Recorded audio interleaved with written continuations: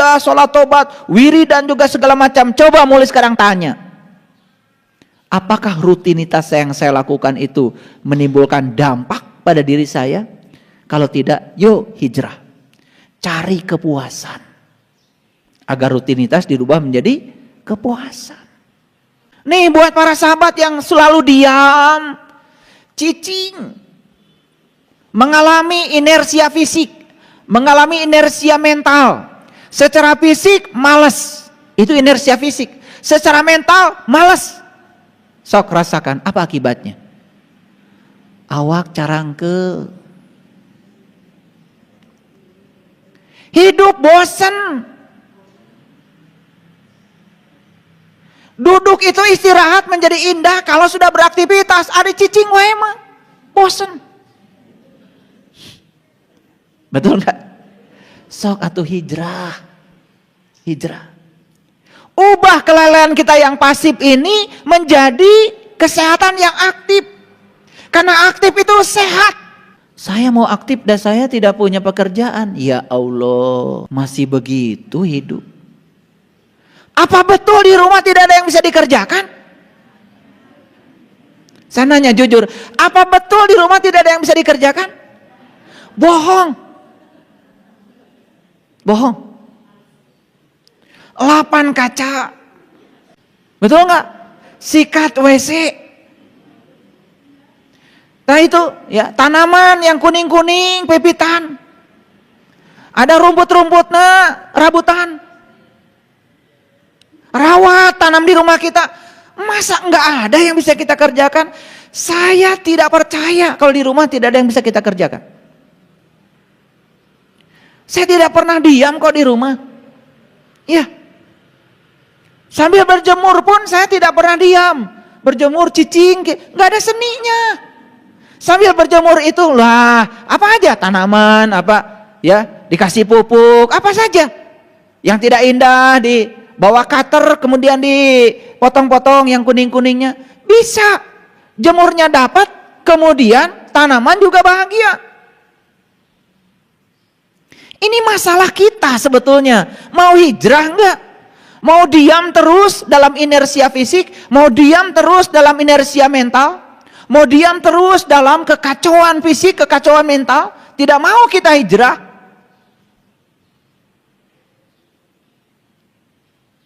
Itu. Nah, kita sudah punya pengalaman para sahabat. Semua ekspektasi kita yang terbatas, mengakibatkan kita terbatas dalam hidup. Betul nggak? Ayo lihat saya. Seberapa tinggi kita dipantaskan oleh diri kita? Diajak umroh sama saya, artos di mana? Itu karena biasa dalam ekspektasi yang terbatas. Betul? Diajak bisnis, modal di mana? Terbiasa dalam ekspektasi yang terbatas, hasilnya ya terbatas. Apa nggak bosan tinggal di terbatas terus? Pengen beli sesuatu, duit nggak punya. Hanya mengeluhkan saja ketidakpunyaan, tetapi diam dalam ekspektasi yang terbatas. Yuk saya ajak. Dalam diri kita itu ada potensi yang diberikan Allah yang tanpa batas. Itu keren. Hijrah. Tergantung kalian memantaskan diri kalian sendiri. Tergantung kita memantaskan diri kita apa tidak. Kalau kita sering mengatakan saya tidak layak untuk itu, ya Anda akan layak untuk ini. Alhamdulillah abdi mah naik angkot ke tos binga. Ya kalau hari ini naik angkot, ya berbahagialah, nggak apa-apa. Tetapi jangan ada di zona nyaman. Masa tidak mau kok terpikir untuk naik kendaraan sendiri biar punya kebebasan? Nah kalau kita memantaskan diri kita dalam ekspektasi yang terbatas, semuanya terbatas. Dalam diri kita ada potensi yang Allah berikan yang tanpa batas. Masa itu tidak mau kita gali? Karena perubahan nasib itu semua dari perubahan pola pikir. Di sini para sahabat, di sini semuanya. Kita sudah punya pengalaman, bekerja keras itu hasilnya pas. Betul? Betul nggak? Betul apa tidak? Bekerja keras itu hasilnya pas. Nah, kita ingin hasilnya lebih, tapi tetap saja bekerja keras, hanya pakai otot. Ya sudah, kamu tidak akan pernah berubah. Kan punya otak. Coba berubah dari bekerja keras yang pakai otot, hijrah dulu. Jadi bekerja cerdas, pakai otak. Oh, ternyata begitu pakai otak, hasilnya pun masih pas ditambah pas. Ya pas juga. Oh, ada yang salah pada diri saya. Ternyata saya harus ubah. Saya harus bekerja ikhlas. Begitu bekerja ikhlas, hasilnya tanpa batas. Nah, gimana bekerja ikhlas? Ini saya punya pengalaman. Saya itu kalau mengerjakan sesuatu tidak pernah memikirkan berapa besar uang yang saya dapat. Karena uang itu hanya hadiah dari semesta untuk memenuhi kebutuhan kita saat ini saja. Saya kalau mengerjakan sesuatu ya saya kerjakan saja. Lillah, billah, bismillah, alhamdulillah, itu modalnya. Saya jadi dosen tidak pernah memikirkan berapa gaji saya. Karena tidak dipikirkan juga tiap tanggal 1 kan datang. Jadi buat apa dipikirkan? Gak dipikirkan juga datang. Maka saya fokus saja ketika saya ngajar. Saya katakan saya jadi dosen karena saya sedang dipakai Allah untuk menyampaikan cinta kasih Allah. Membantu mahasiswa yang perlu pemahaman tentang hukum-hukum Allah. Gitu aja. Makanya saya ngajar all out. Gak setengah-setengah ngajar. Siapkan metodenya apa, siapkan medianya apa, supaya mahasiswa mengerti dan puas selesai mengajar. Dan mereka ngasih respon yang positif. Nah, respon positif itu kepuasan jauh melampaui duit yang saya terima dari negara setiap tanggal 1. Bukan pengen dipuji. Kalau saya bahasa di evaluasi PBM, misalkan mahasiswa bilang, ya, saya sangat senang belajar dengan Bapak karena Bapak sangat menginspirasi. Saya tidak akan lupa kata-kata Bapak. Itu kan menimbulkan kebahagiaan yang luar biasa. Coba kalau saya tidak suka kuliah dengan Bapak, membosankan. Sebesar apapun gaji yang kita terima, tidak akan pernah memberikan rasa puas di sini. Lalu jadi dosen cuma menjalankan rutinitas, buat apa? Kan kita harus hijrah. Makanya sebelum hijrah, bekal utamanya apa? Iman. Keren banget. Orang yang mengaku beriman tetapi bukan iman beneran, saya pastikan gak akan bisa hijrah. Karena bekal hijrah itu adalah iman. Yuk lihat saya semua. Iman cukup? Gak cukup. Harus ada hijrah. Jadi kita sudah punya pola. Kalau begini metode saya hasilnya segini. Kalau saya ingin memperoleh hasil yang lebih, berarti kan harus diubah polanya, betul? Nih, pernah gak berpikir gimana caranya hasilnya banyak tetapi usahanya sedikit saja? Pernah gak mikir gitu? Pernah gak? Kalau saya selalu mikir, saya makin tua, usia saya makin tua, tidak bisa dilawan tuh hukum alam, kan itu perubahan. Otomatis dong, apakah fisik saya makin lemah? Pasti. Sedangkan kebutuhan uang saya makin tua, makin besar. Berarti saya semakin tua, saya harus semakin tahu cara mencari uang, sedikit saja langkahnya, tapi duitnya gede. Kumaha ta? Kan ada tantangan tuh dibuat oleh kita. Betul nggak? Gitu.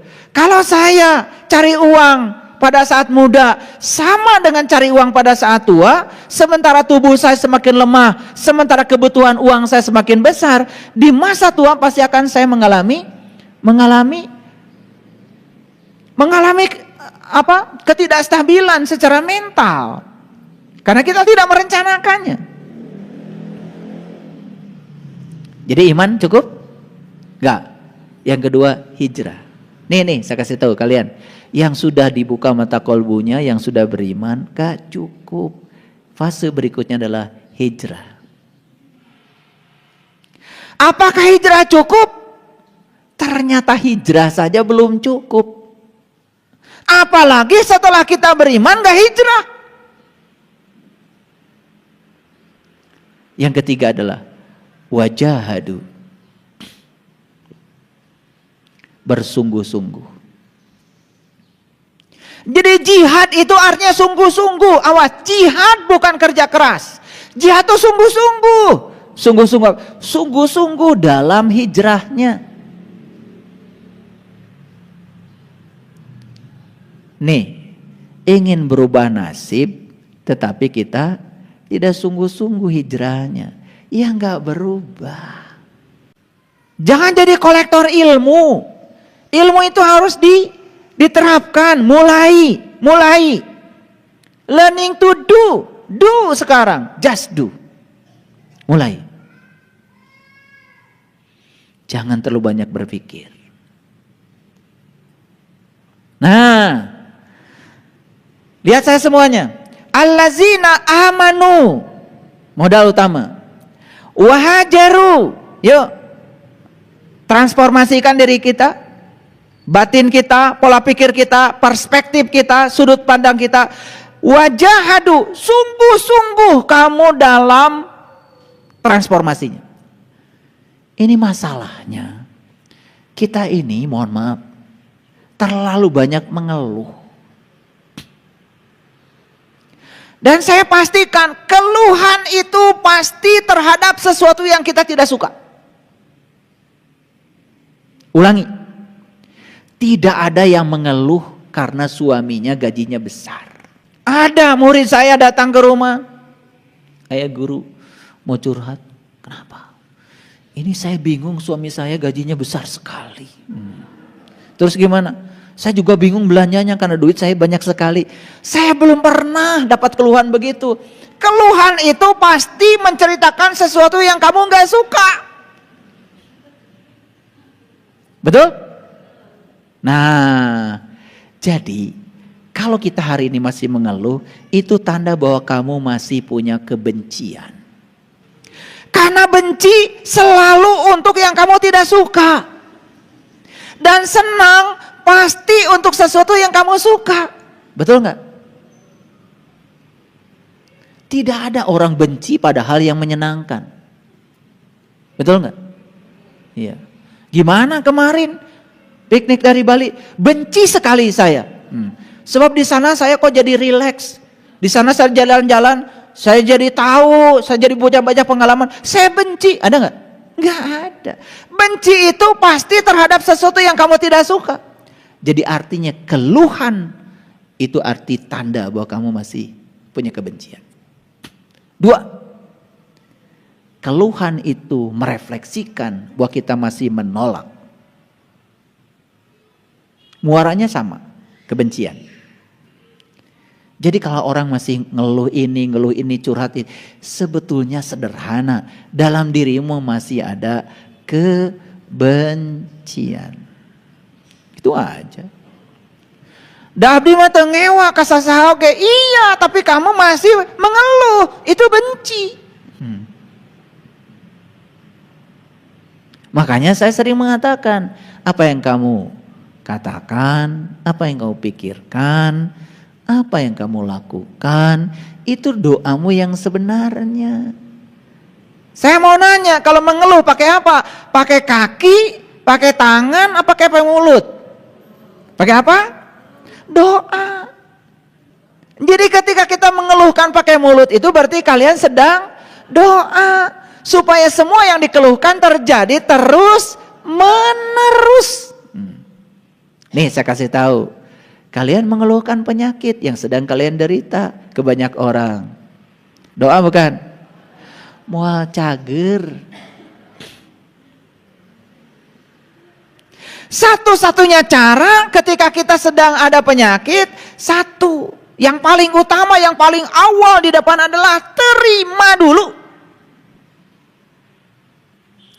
Upayakan kita bisa menerima. Gimana caranya? Luaskan pemahaman kita. Satu, oh tubuh saya sedang berbicara kepada saya. Lewat inilah saya bisa mengerti bahwa selama ini saya salah memperlakukan tubuh. Saya menyesal, saya minta maaf, terima kasih, saya mencintai tubuh. Itu dulu yang pertama. Kalau dari awal kita sudah resisten, dari awal kita sudah menolak, maka kita tidak akan punya kesadaran untuk memahami pesan apa yang sedang terjadi pada diri saya. Pesannya tidak akan tertangkap.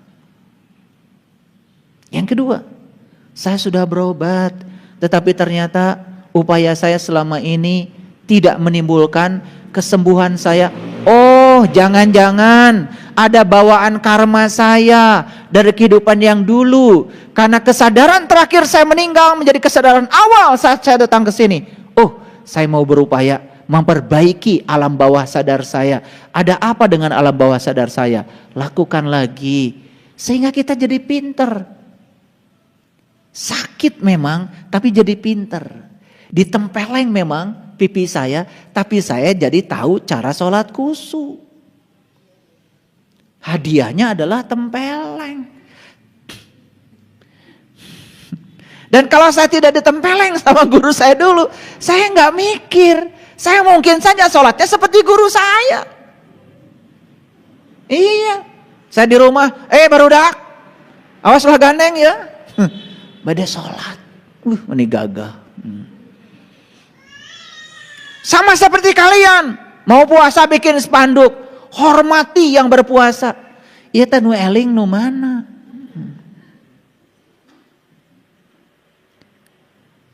Harusnya kalian bikin spanduk, yang tidak berpuasa, gak usah takut. Saya sangat menghormati pilihan kalian. Gitu, keren kan? Nanti bulan Ramadan bikin spanduk gitu. Saya kasih nilai 10 itu. Saya suka bingung itu anu warasna teh nu mana. Iya. Untuk melaksanakan sesuatu pun kita perlu mengkondisikan orang lain seperti yang kita mau. Ego bukan itu. Ego. Lah sholat pakai ego hasilnya apa? Nah, ada batasannya. Nah, lihat saya. Iman cukup belum? Belum. Hijrah cukup belum? Belum. Jihad cukup belum? Belum. Karena semua itu harus fi sabilillah. Harus fi sabilillah, harus lillah, harus billah, harus bismillah, harus alhamdulillah. Fi sabilillah. Sabil itu jalan tol. Kalau torik jalan sempit. Makanya cari jalan sempit, cari jalan tol. Sabilillah. Cari jalan luas yang bisa meluaskan kita. Makanya apa?